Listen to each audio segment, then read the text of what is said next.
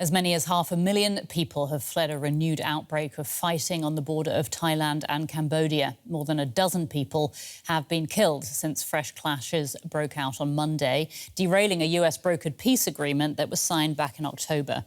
The US President, Donald Trump, says he will make phone calls to try and restore the truce along the two countries' disputed colonial frontier line. A Cambodian rocket allegedly punched this hole into Sopi Kunkem's house. He lives in a Thai village on the border with Cambodia. Overnight shelling forced its residents to flee. Most, like Sopi, have now returned, only to pick up the pieces of what's left. I planned to grow this rice crop, and now it's all lost. I'm sad. This house is ruined. What can I do? I have no words. I am devastated. I was crying. I saved money to build this home. But now, at 65 years old, I won't be able to fix it. As Thailand and Cambodia clash once again, little progress has been made towards a diplomatic solution. This is Richa. His family ties stretch across the border into Cambodia. Ties the conflict has trained. I have relatives in Cambodia, but because of this, we've cut off contact. We've been apart for about 10 years now. We used to talk on the phone, but because of this war, I've stopped calling. In Thailand, makeshift shelters have sprung up in schools and temples. We're behind the front line. We're managing well, but I want it to end. I miss my pets. On the other side of the border, displacement shelters look different.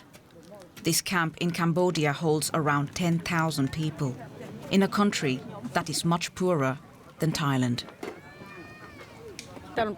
It's so hard to live in a tent like this. We can't sleep much. We don't have enough materials like mats, mosquito netting, the blankets to cover up from the cold weather, or even enough food. This drone footage shows Thai artillery striking border towns in Cambodia.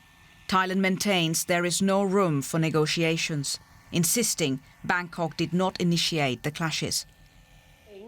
Cambodia's defense ministry counters that its forces had no choice but to respond, accusing Thailand of shelling civilian districts, an allegation Thailand rejects.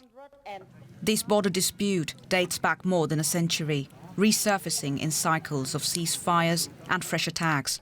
The most recent truce collapsed within months. For these Thai cousins, this cycle has repeated for as long as they can remember. I sometimes cry thinking about it. Why are Thais and Cambodians, who are like brothers, fighting? I don't understand. With neither side willing to step back, civilians are left with the same choice they've had for decades: wait and endure. Let's get more from journalist Tommy Walker, who joins us from Surin in Thailand, close to the border with Cambodia. Thanks for joining us, Tommy. I believe that you've been in and out of shelters all day. Tell us what you've been seeing and hearing.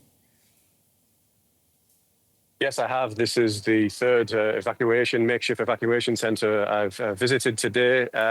Some are very big and government-aided, with thousands of people. Just like here in this university here in Surin, which you can see behind me. It's a gymnasium floor where people are taking shelter and now temporarily living because of this conflict on the border.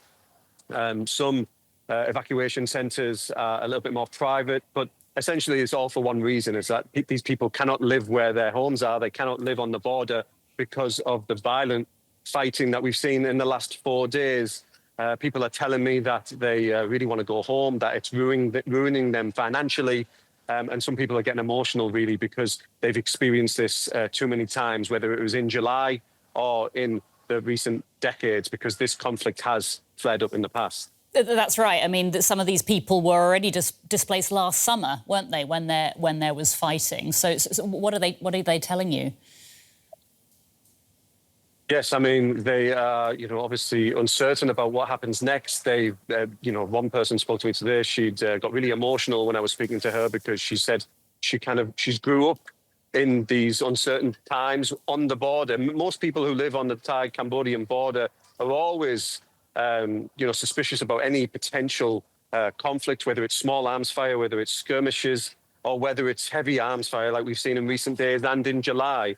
Other people have said to me that it's ruining them financially, that they're just really losing a lot of money, being, upset from their homes and having to stay in these makeshift evacuation centres. They can't work, their children can't go to school, the schools and businesses are closed. So it really gives you an insight to the absolute mammoth impact it has on hundreds of thousands of people on these borders.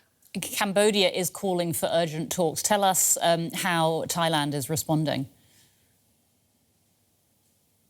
Yeah, so Cambodia said it's ready for talks. Thailand's Ministry of Foreign Affairs done a press conference this afternoon, said Thailand's not ready to negotiate. There's also been comments attributed to the government to say that Thailand isn't ready for any third-party intervention as well. It really feels angrier this time in terms of this conflict. Thailand wants Cambodia to really, it feels like they want to punish them because of what they're accusing them of sort of going back on ceasefire agreements and threatening their security and sovereignty. Cambodia says it's defending itself. They say that Thailand's a target in civilian areas. Both are accusing each other of many things, and both accuse each other of firing first. So right now, it doesn't look like negotiations are going to be on the table. Certainly, that's the rhetoric coming out from the Thailand side. Malaysia is trying to change that. Anwar Ibrahim is trying to get both countries to come to the table. And of course, President Donald Trump has said yesterday that he would call Thailand and Cambodia about this conflict and try and get them to stop the fighting. But it's a big task, given that it's broken out once again. If the US president does weigh in again to tell the two sides to stop fighting, do you think he would have the leverage to get both sides back to the negotiating table? I think it's going to be harder than last time. I remember Trump said at the time in July when he brokered that ceasefire that everyone was willing and it was quite quick. It was quite quickly done. I think this time it might take a little bit longer. Certainly, I think he is the only person in the world really who can do this right now. But coming from the Thai side, Prime Minister Anuthin Chanavokul has said that, the military is in command here. The government has pretty much left this to the military to take control, and there's no ceasefire yet. But if anyone is to sort of bring these two to the table, I'd imagine the US, Donald Trump, given his pursuit to solve wars around the world and the US's mighty economic power, they're the people to do it. Tommy, thanks so much for that update. That's journalist Tommy Walker on the Thai-Cambodia border. Thank you.